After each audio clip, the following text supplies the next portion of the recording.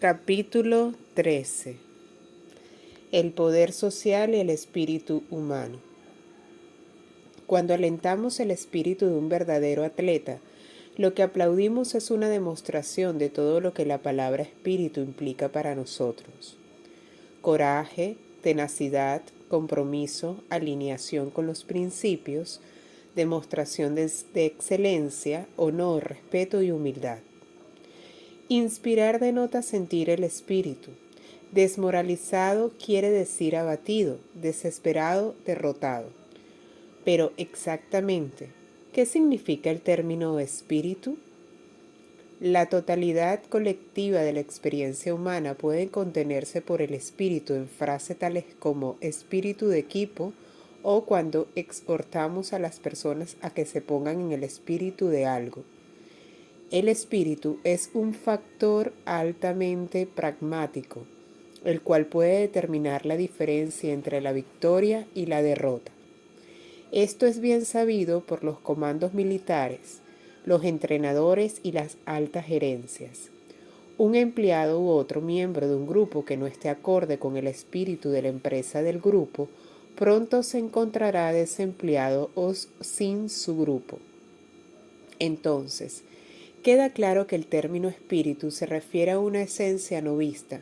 Su esencia nunca cambia, aunque su expresión varía de una situación a otra. Esta esencia es vital. Cuando perdemos nuestro espíritu, morimos, nos extinguimos por la carencia de lo que nos inspira. Clínicamente hablando, entonces, podemos decir que el espíritu equivale a la vida y que la energía de vida misma puede ser denominada espíritu. El espíritu es el sentido de la vitalidad que nos acompaña y es una expresión de alineación con la energía vital. El poder de los patrones atractores de alta energía es anabólico, sustenta la vida.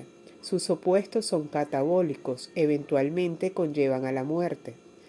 Verdadero poder equivale a vida, equivale a espíritu. Mientras que fuerza equivale a debilidad, equivale a muerte. Cuando un individuo ha perdido o carece de estas cualidades que llamamos espirituales, queda desprovisto de humanidad, amor, respeto a sí mismo y puede volverse egoísta y violento. Cuando una nación cambia de rumbo y pierde su alineación con el espíritu del hombre, puede convertirse en un criminal internacional. Es un error común identificar espiritualidad con religión. Notamos anteriormente que la Constitución de los Estados Unidos, el Estatuto de Derechos y la Declaración de la Independencia diferencian claramente entre lo espiritual y lo religioso. Está prohibido al gobierno de los Estados Unidos establecer una religión a fin de que no se desvirtúe la libertad del pueblo. Sin embargo, estos mismos documentos presumen que la autoridad gubernamental deriva de principios espirituales. De hecho, los fundadores de las religiones más grandes de la historia quedarían consternados ante las obras profundamente carentes de espiritualidad forjadas en sus nombres a través de la historia, muchas de las cuales harían temblar a un pagano. La fuerza distorsiona la verdad para su propio servicio. Con el tiempo, los principios espirituales bajo los cuales las religiones están basadas han sido distorsionados por conveniencia, para fines tales como el poder, el dinero y otros asuntos mundanos. Mientras que lo que es espiritual es tolerante, las religiones son a menudo intolerantes. La primera conduce a la paz, mientras que la segunda a la lucha, a las masacres y a la criminalidad piadosa. Permanece, sin embargo, enterrada bajo cada religión, la base espiritual que la originó. Como las religiones, culturas enteras se han debilitado cuando los principios en los cuales estaban basadas se oscurecieron o se contaminaron con falsas interpretaciones. Para entender mejor la naturaleza del espíritu en el poder y cómo se origina y funciona como un movimiento social, nos conviene ahora estudiar una organización espiritual contemporánea de enorme poder e influencia, sobre la cual todos sus archivos son públicos, una organización que está reconocida por su alineación con el espíritu del hombre y, sin embargo, declara rotundamente que no es religiosa. es la organización existente hace 55 años conocida como Alcohólicos Anónimos. Todos sabemos algo sobre los alcohólicos anónimos, porque sus adherentes se cuentan por millones, pero también porque se ha entretejido en todas las fibras de la sociedad moderna. Se estima que A.A.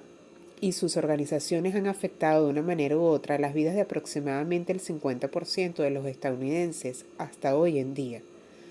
Aun cuando los grupos de autoayuda de los 12 pasos no entren en sus vidas directamente, estos afectan a todo el mundo indirectamente porque refuerzan los valores a través del ejemplo. Estudiemos los principios de poder en que se basa Alcohólicos Anónimos y cómo aconteció históricamente su instauración, y examinemos el impacto que estos principios han tenido en la población general, así como entre sus miembros. Podemos observar lo que Alcohólicos Anónimos es y lo que no es y aprender de los dos. De acuerdo con su preámbulo, Alcohólicos Anónimos no está afiliando con ninguna secta, denominación, política u organización. Además, no tiene opinión sobre asuntos externos. No está a favor o en contra de ningún enfoque sobre el problema del alcoholismo. No hay que pagar membresías o cuotas. No hay ceremonias, atavíos, autoridades o leyes. No posee propiedades ni edificios. No solamente todos sus miembros son iguales, sino que además todos los grupos de Alcohólicos Anónimos son autónomos y se mantienen por sí mismos. Aún los 12 pasos básicos por los cuales los miembros se recuperan son especificados tan solo como sugerencias. El uso de la coerción de cualquier tipo se evita y se enfatiza con consignas tales como hazlo fácil, lo primero es lo primero, y la más importante, viva y deje vivir. Alcohólicos Anónimos respeta la libertad al dejar a cada uno que tome sus decisiones. Se identifica con patrones de poder tales como honestidad, responsabilidad, humildad, servicio y la práctica de la tolerancia, la buena voluntad y la hermandad. Alcohólicos Anónimos no se suscribe a ninguna ética en particular, no tiene códigos de lo que es bueno o malo, correcto o incorrecto, y evita los juicios morales. Alcohólicos Anónimos no trata de controlar a nadie, incluyendo a sus propios miembros. Lo que en realidad hace es trazar un sendero. Si usted practica estos principios en todos sus asuntos, usted se podrá recuperar de esta enfermedad grave y fatal, recuperar su salud y el respeto a sí mismo, y la capacidad de vivir una vida fructífera y plena para usted y los demás. Alcohólicos Anónimos es el ejemplo original del poder de estos principios para curar esta enfermedad desahuciada y cambiar los patrones destructivos de la personalidad de los miembros. De este paradigma vienen todas las formas subsiguientes de la terapia de grupo, a través del descubrimiento de los grupos de personas que vienen de forma regular para ayudarse mutuamente a resolver sus problemas. Tienen un gran poder.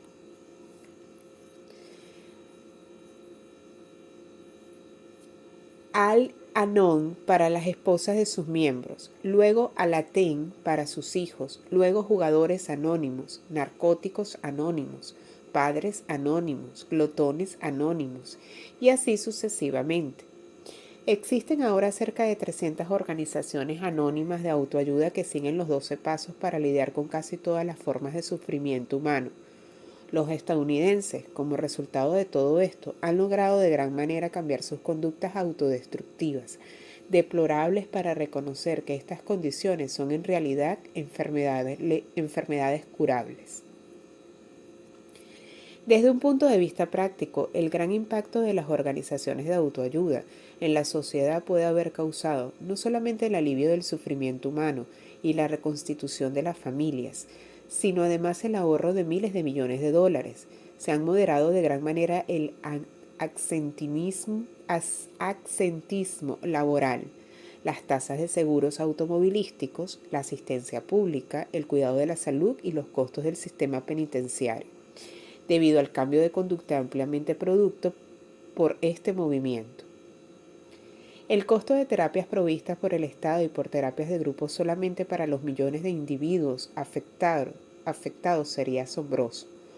Por millones los miembros de estas organizaciones están de acuerdo en que admitir las limitaciones de sus egos individuales les ha permitido experimentar un poder verdadero y que ese poder que causó su recuperación no había sido posible conseguirlo por medio de nada hasta ahora conocido en la Tierra, incluyendo la medicina, la psiquiatría o cualquier rama de la ciencia.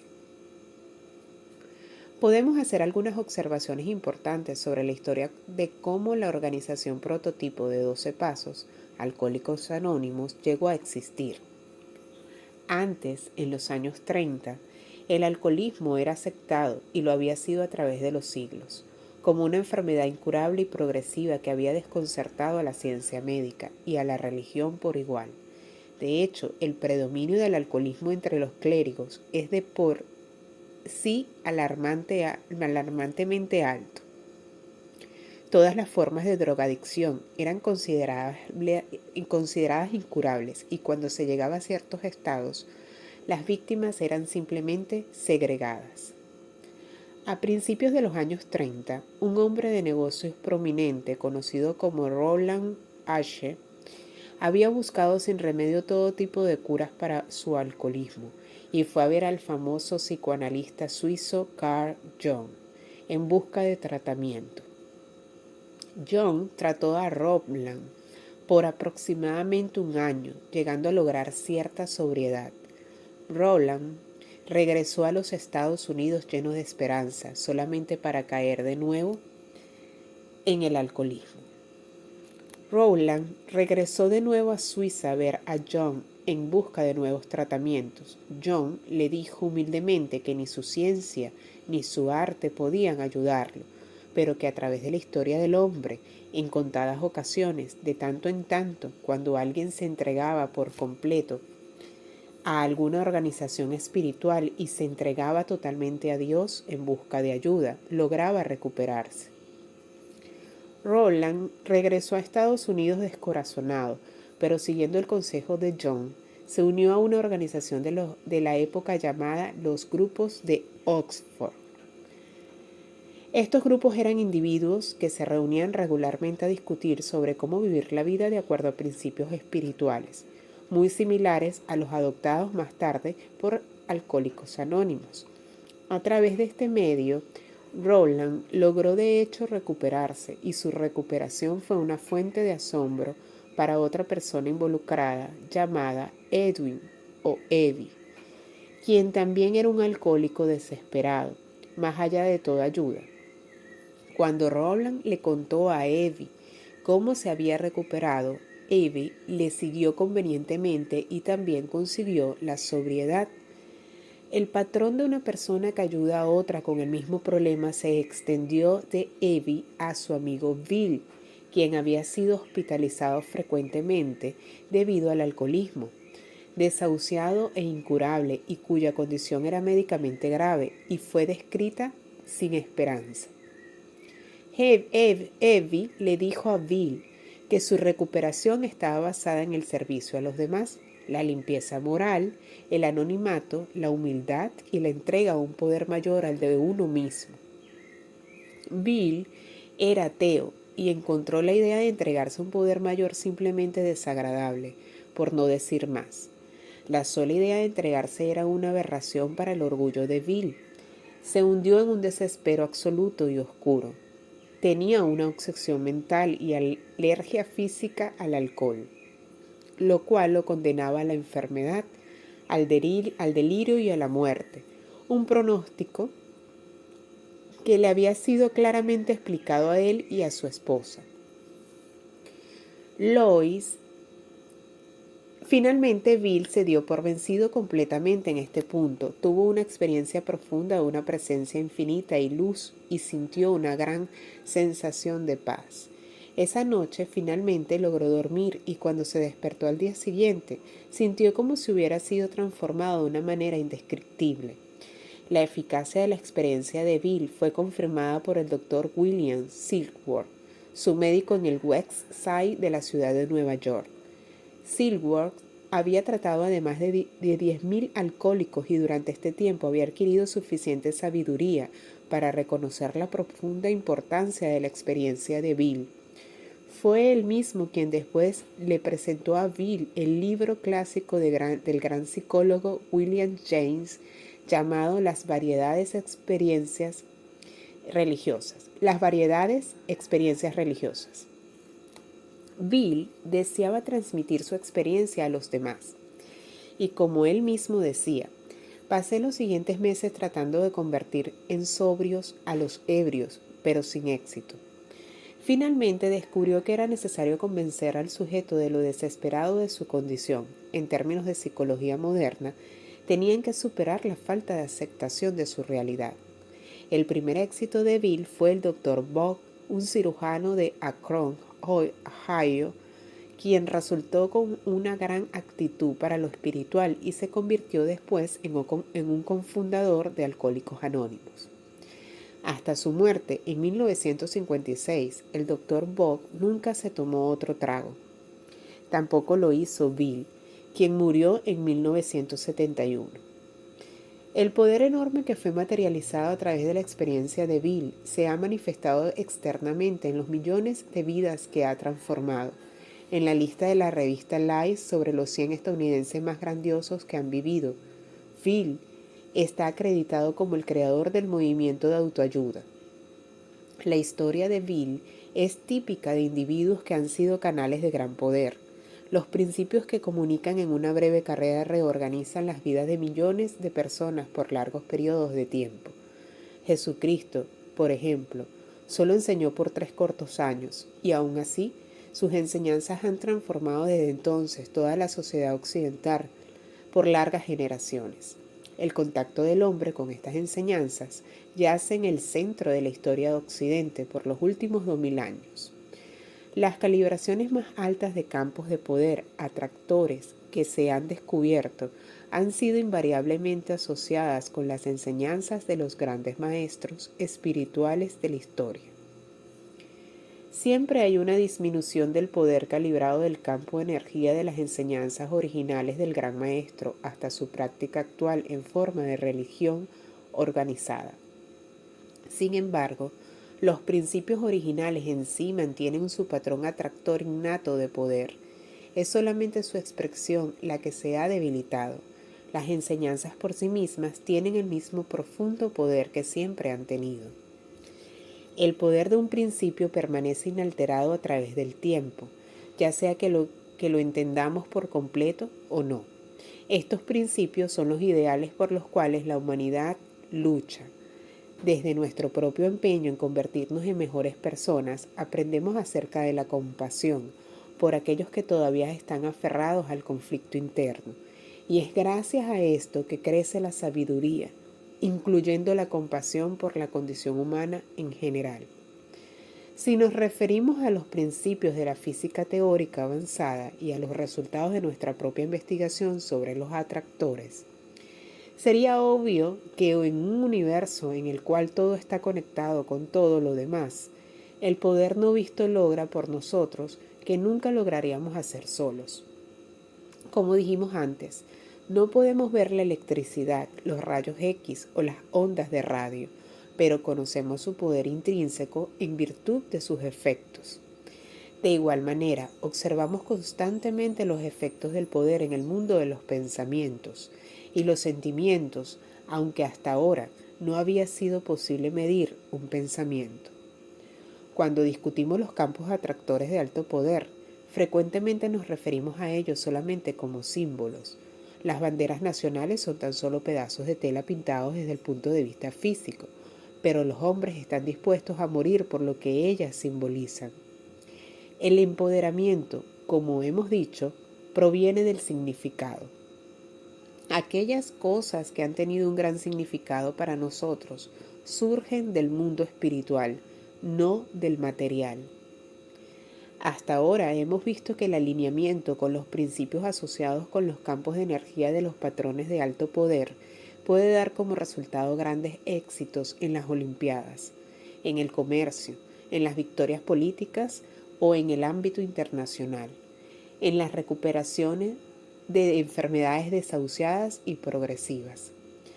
Pero estos mismos patrones atractores también son responsables por la música más hermosa que se haya escrito jamás.